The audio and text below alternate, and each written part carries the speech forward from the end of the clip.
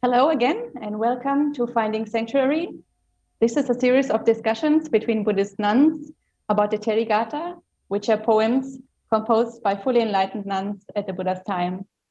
I am Ayya Vimalanyani, and with me again is Ayya Soma. And we're so happy to have you again, Ayya Soma. Thank you for coming. Thank you, Venerable Paññāvati. Thank you so much for hosting this beautiful series and for creating this project. So today I thought we can dive straight into your poem. And as before, I think, will you be reading from your own translation again? Yes. So I will share my screen again, and we will see Bhante Sujata's translation on the screen, but Ayya Soma will read from her own poem. So Ayya, please go ahead whenever you're ready. All right. For 25 years since I gave up the worldly life, I had never fully known unshakable tranquility of mind. I had not attained peace of mind, had no power over the mind. Then, recollecting the teaching of the victorious one, I was met with a sense of urgency. Amidst so much suffering, I devoted myself to heedfulness. Obtained is the destruction of craving. Done is the teaching of the Buddha. Today is the seventh night, from when craving was made to wither. Sadhu, sadhu, sadhu. So I thought this was a very relatable poem. The description of the monkey mind. And for 25 years, she struggled on and never gave up. And finally, she made it. So maybe you can share with us why you chose this poem or what inspired you about the poem. Yeah, well, as you mentioned, it's very relatable. So, for example, in the Bhikkhuni Samyutta,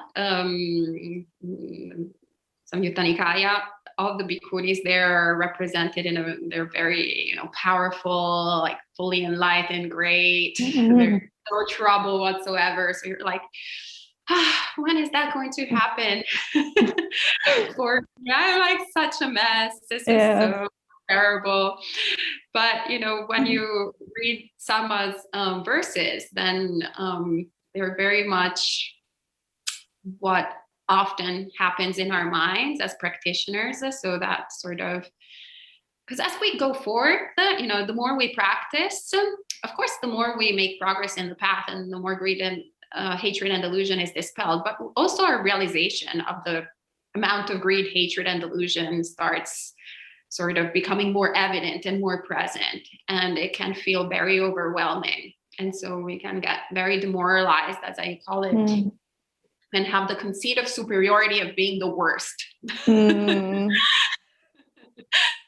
Or like, oh, we're the worst at everything. We're the worst meditator, the worst at sila, the worst like at samadhi, the worst at panya. But in reality, it's actually the experience of pretty much any practitioner. I remember when I went to this retreat at Bhavana Society several years ago with some friends. I was still a lay person, and I was dealing with a lot of emotional distress, and my mind was a huge mess. And then I was turning around and seeing my friend Andy, and he was right there, and I'm like, oh, he's in like fourth jhana. And I turn around and I see Margaret, and she's also like right there, like looking very like good meditator. I'm like, oh, she's like formless attainments, and I'm here like this big jumble of mess. There's no hope for me. And then at the end of the retreat, we're all talking together, and he's like, oh wow, my mind was such a mess. I couldn't concentrate, like not even a second. And Margaret is like, oh yeah, there's so much distress. I cried so much during this retreat. And I was like, wow.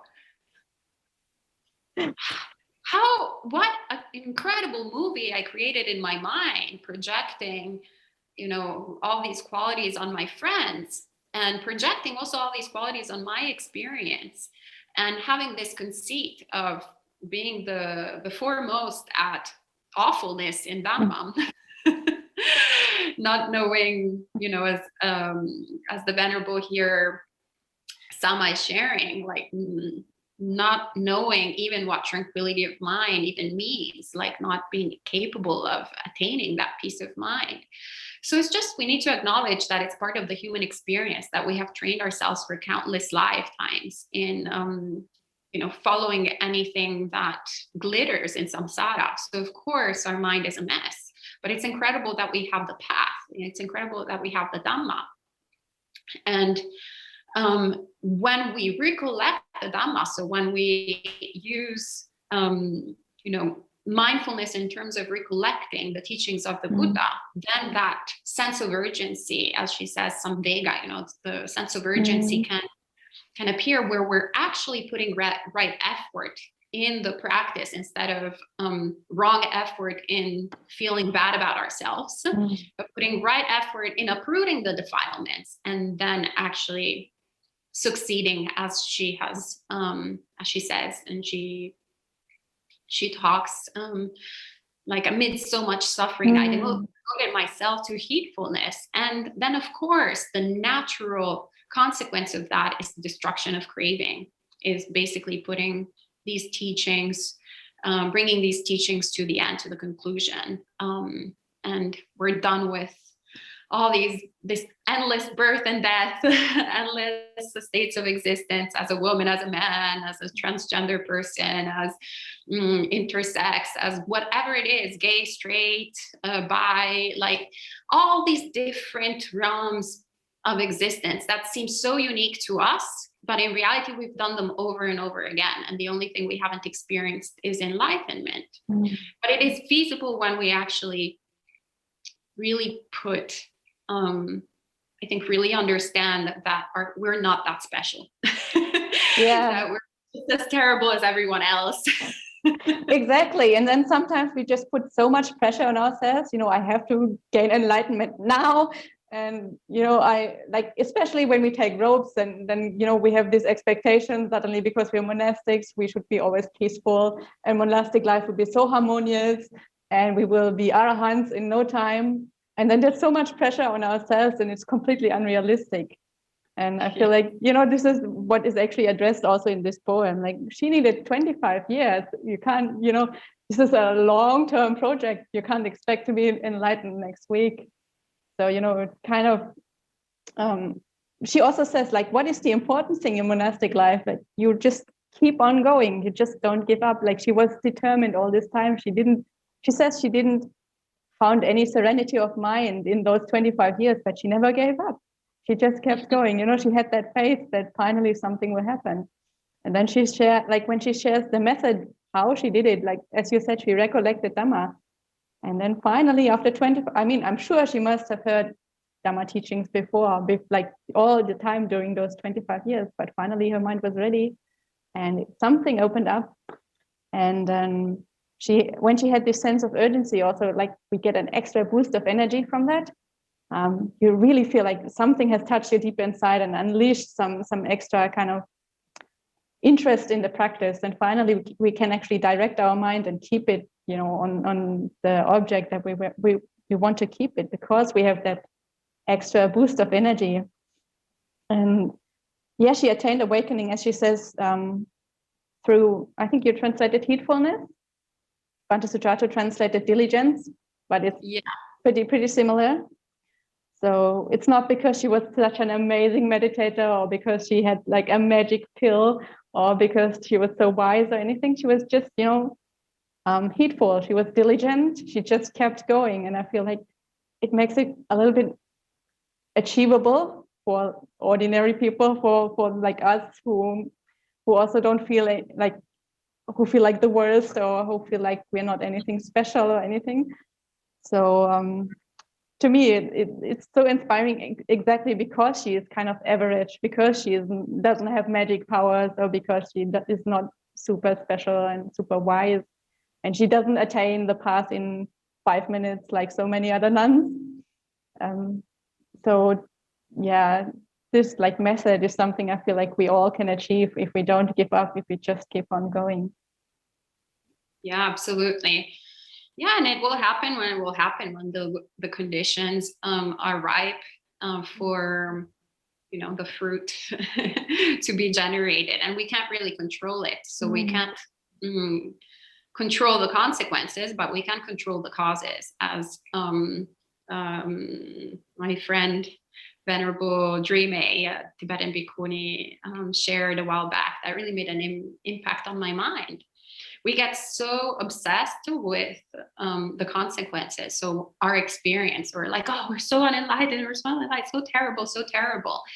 But we can't really do anything about that, because actually we've worked on the causes in the past. That's why we're unenlightened now. So we can't really do anything about our unenlightenment or our dukkha or suffering or whatever we're experiencing right now. What we can do, though, is create the right conditions for future awakening. So really work on, which is what she did for 25 years.